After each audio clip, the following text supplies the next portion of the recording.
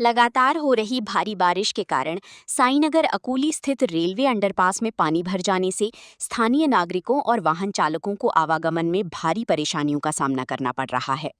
समस्या की गंभीरता को देखते हुए विधायक प्रवीण पोटे पाटिल ने भाजपा पदाधिकारियों के साथ मौके का निरीक्षण किया और अधिकारियों को तत्काल समाधान के निर्देश दिए। निरीक्षण के दौरान विधायक ने रेलवे प्रशासन के संबंधित अधिकारियों से चर्चा कर अंडरपास में जमा पानी को तत्काल निकालने तथा भविष्य में ऐसी स्थिति दोबारा उत्पन्न न हो, इसके लिए स्थायी समाधान करने के निर्देश दिए। उन्होंने अधिकारियों से नागरिकों की सुरक्षा को सर्वोच्च प्राथमिकता देते हुए आवश्यक कार्रवाई शीघ्र पूरी करने को कहा। इस अवसर पर विधायक प्रवीण पोटे पाटिल ने कहा कि लगातार बारिश के कारण आम लोगों को परेशानी होना गंभीर विषय है। उन्होंने कहा कि नागरिकों की सुरक्षा और सुविधाएं सर्वोच्च प्राथमिकता हैं। अंडरपास से जल्द पानी निकालकर यातायात सामान्य किया जाए तथा भविष्य में जलभराव की समस्या की स्थायी समाधान के लिए प्रभावी योजना बनाई जाए। उन्होंने भरोसा दिलाया कि नागरिकों को राहत मिलने तक प्रशासन के साथ लगातार समन्वय कर आवश्यक कदम उठाई जाएंगी।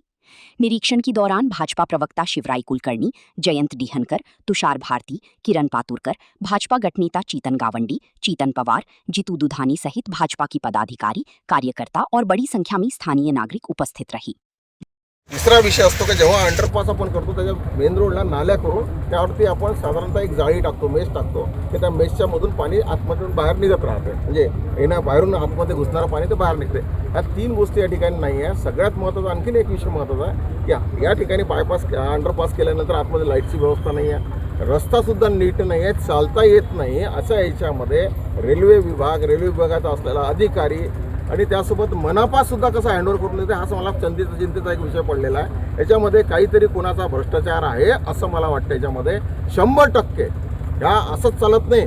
कोणतेही काम सरकारी काम होत असताना त्याच्यामध्ये त्या संबंधित विभागाचे संबंधित लोक सगळे इन्व्हॉल्व राहतात, लोकप्रतिनिधी इन्व्हॉल्व राहतात। त्या लोकप्रतिनिधीचा सुद्धा हा प्रश्नचिन्ह तयार झालेला आहे की त्यांनी या काम न पाहता एवढा अंडरपास घाई करण्यात काय कारण केलं, कशासाठी घाई केली हा सुद्धा माझ्यासमोर प्रश्न पडतो। आता मी कॉर्पोरेशनला चाललो आहे, कॉर्पोरेशनच्या कमिशनरशी बोलतो, त्यांचा जो तिथला रेल्वे अधिकारी आहे DRM आहे त्याशी सुद्धा बोललेलो आहे। DRM असं म्हणतो की माझं काम कंप्लीट झालेलं आहे।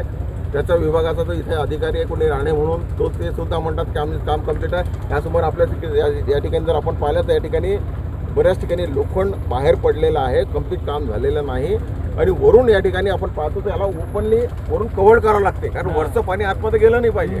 आणि या वॉलमधून जे आपल्याला पाणी जाताना दिसतंय का या जे झरे लागले आहे हे झरेसुद्धा या वॉलमध्ये लागता कामा नये। या कामाची ही पद्धत आहे। या ठिकाणी पाहतो आपण या ठिकाणी जर पाहिलं तर इथे एक नाली असायला पाहिजे, त्याच्यावरती रॉडची एक जाळी असायला पाहिजे, जेणेकरून बाहेरून येणारं पाणी आहे ते आतून असं बाहेरच्या बाहेर डायव्हर्ट झालं पाहिजे। ही कामाची पद्धत आहे। या ठिकाणी मोठ्या प्रमाणात भ्रष्टाचार झालेला आहे। हा 100% माझा असा निर्णय। आणि या ठिकाणी साईनगरमधला अर्धा भाग साईनगरचा त्या भागात राहतो। आता त्या लोकांनी काय करावं, शाळेत जायचं नाही का, नोकरीवर जायचं नाही का, ड्युटीवर जायचं नाही का, दवाखान्यात जायचं नाही, इमर्जन्सीचा मला एक कळत नाही की या ठिकाणी असलेल्या लोकप्रतिनिधी यावरती कसं लक्ष आहे का हा सुद्धा माझ्यासमोर एक प्रश्नचिन्ह झालेला आहे। याच्यावर आता पर्याय काय काढणार आहे आपण आपल्या आता मी कमिशनरसोबत मीटिंग करतो, DRMशी बोलतोय, DRMशी बोलतो आहे की जेणेकरून हा रेल्वे ब्रिज चालू आपला हा जो फाटक आहे चालू केला पाहिजे अर्जंटली। तर तुम्हाला एक सांगतो की जेव्हा आपण कोणते काम करतो तर या ठिकाणच्या त्या बाजूच्या म्हणजे साईनगरच्या त्या बाजूचे लोक आहे जवळपास मोठ्या संख्येने या ठिकाणी लोक राहतात, त्यांनी सुद्धा आक्षेप घ्यायला पाहिजे होता। मला एक सांगता काही लोक याच्यामध्ये असे आहे की त्या मला वाटतं का लोकप्रतिनिधीला दबतात काय असं मला वाटायला लागलं या ठिकाणी। आता रेल्वे प्रशासनामध्ये असं मगाशी बोलण्यात आलं की निधी संपलाय। नाही, निधी संपला आहे असं ते बोलले।